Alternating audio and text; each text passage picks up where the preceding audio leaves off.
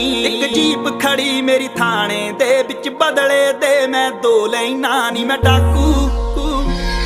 नी मैं डाकू एक नंबर दा हाँ जेड़ी चीज ते आखे ओ खो लैना नी मैं डाकू एक नंबर दा हाँ जेड़ी चीज ते आखे ओ खो लैना